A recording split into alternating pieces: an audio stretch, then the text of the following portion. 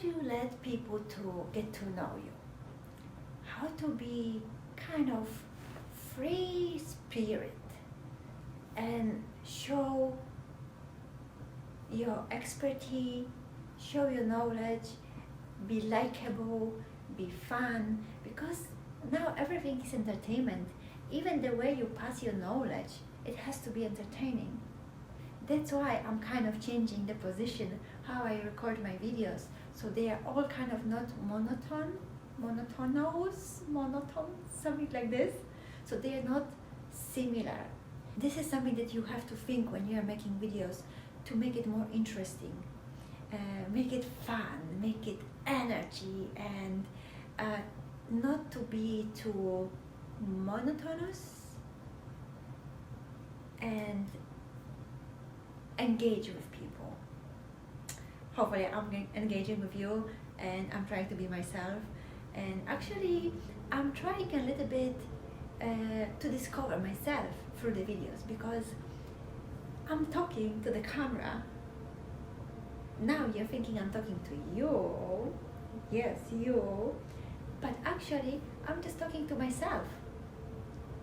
I will be rewatching the videos later, editing them a little bit, but I'm just talking to myself. I'm talking to Magdalena. Yes, I'm going to share the video with you. You're going to see me.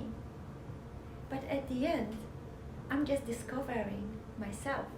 I'm on a journey inside here.